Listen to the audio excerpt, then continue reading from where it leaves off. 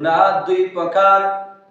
এক নম্বর প্রকার গুনাহ হয়েছে সগীরা গুনাহ, দ্বিতীয় নম্বর প্রকার গুনাহ হয়েছে কবিরা গুনাহ।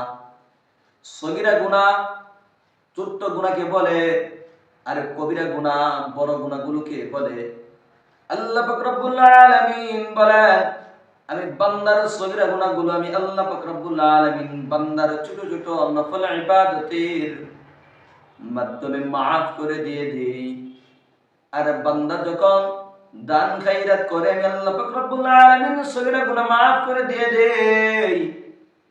আল্লাহ পাক রব্বুল আলামিন বলেন, আমি বান্দার কবিরা গুনাহগুলো আমি আল্লাহ পাক রব্বুল আলামিন তওবা ছাড়া ক্ষমা করে দেই না। আল্লাহ পাক রব্বুল আলামিন বান্দার কবিরা গুনাহগুলোর জন্য তওবা করার জন্য বলতেছেন। আল্লাহ পাক রব্বুল আলামিন আবার বলেন, আমি বান্দার তওবা তখন কবুল করব না যখন বান্দার মরণের সময় যখন কাছে চলে আসবে। মরণের সময় কাছে বলতে একদম মরণের সময়টা কণ্ঠনালীর মধ্যে চলে আসবে, তখন যদি বান্দা যদি তওবা করে আমি আল্লাহ পাক রব্বুল আলামিন বান্দার তওবা গ্রহণ করব না। আল্লাহ পাক রব্বুল আলামিন দুনিয়ার মধ্যে অসংখ্য অগণিত ঘটনা রেখেছেন উম্মতদের জন্য, নবীগণদের উম্মতদের জন্য সুন্দর সুন্দর ঘটনা শিক্ষণীয় বিষয় রেখেছেন, যাতে করে বান্দারা নিরাশ না হয় গুনাহ করার পরেও তওবা করার জন্য। বান্দারা যাতে গুনাহ করেছে বান্দা শয়তানের দোকানের মধ্যে পড়ে, যাতে করে বান্দা এমন নিরাশ না হয় যে আল্লাহ পাক রব্বুল আলামিন আমার তওবা কি কবুল করবেন না নাকি। সালাবাতুল আনসারী নাম আপনারা শুনেছেন।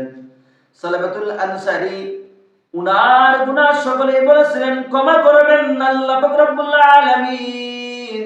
সালাবাতুল আনসারীর গুনাহ এমন ভাবে ক্ষমা করে দিলেন, এমনকি শেষের পর্যায়ে রাসূলুল্লাহ সাল্লাল্লাহু আলাইহি ওয়াসাল্লাম যখন সালাবাতুল আনসারী রাদিয়াল্লাহু তাআলা আনহুকে নিয়ে কবরের মধ্যে নেমে গেলেন, নেমে যাওয়ার পর দেখা গেল সালাবাতুল আনসারীর কবরের মধ্যে রাসূলুল্লাহ সাল্লাল্লাহু আলাইহি ওয়াসাল্লাম পায়ের বৃদ্ধাঙ্গুলি দিয়ে ভর করতে পারে নাই জমিনের মধ্যে।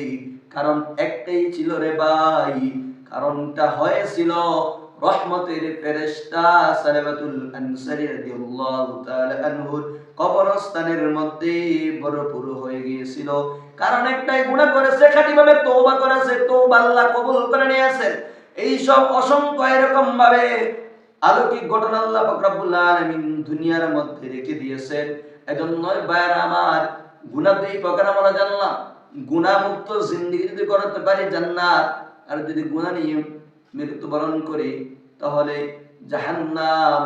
এজন্য আল্লাহ পাক রব্বুল আলামিন যেহেতু বলেছেন গুনাহ মাফ করে দিবেন তওবার খাতিরে, আর ছোট্ট ছোট্ট নেক আমলের খাতিরে, আল্লাহ পাক রব্বুল আলামিন অপর আয়াতের মধ্যে বলেন, আফালা ইয়াতুবুনা ইলাল্লাহি ওয়া ইস্তাগফিরুনাহু ওয়াল্লাহু গফুরুর রহিম।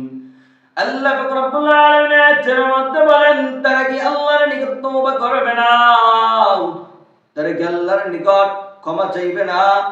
আল্লাহ পাক রব্বুল আলামিন অত্যন্ত ক্ষমাশীল এবং মেহেরবান। আল্লাহ পাক রব্বুল আলামিন বারবার আয়াতের মধ্যে ক্ষমা চাওয়ার জন্য, তওবা করার জন্য ডাকতেছেন। 3 নম্বর পারার মধ্যে আল্লাহ পাক রব্বুল আলামিন আবার রাসূলের সুন্নাত সম্পর্কে আয়াতের মধ্যে ডাকতেছেন, কুল ইন কুনতুম তুহিব্বুনাল্লাহ ফাত্তাবিউনি ইউহিব্বুকুমুল্লাহ ওয়া ইয়াগফির লাকুম যুনুবাকুম ওয়াল্লাহু গফুরুর রহিম। যুনুব শব্দের অর্থ হইছে পাপ করা। বান্দা তুমি পাপ করছো, গুনাহ করছো, তুমি ক্ষমা চাও, আমি আল্লাহ পাক রব্বুল আলামিন ক্ষমা করে দিব। এই আয়াতগুলো দ্বারা বোঝা যায় আল্লাহ পাক রব্বুল আলামিন বান্দাদেরকে ডাকতেছেন, বান্দা তোমরা কি করো, তওবা করো খাঁটিভাবে, আমি আল্লাহ পাক রব্বুল আলামিন ক্ষমা করে দিয়ে দিব। ভাইরা আমার, বন্ধুরা আমার, তাহলে বুঝতে পারলাম গুনাহ করেছি, আল্লাহ পাক রব্বুল আলামিনের দরবারে তওবা করে মাফ করে নিব, যাতে করে আমার আল্লাহ পাক রব্বুল আলামিনের খাস বান্দা হিসেবে কবুল হতে পারি।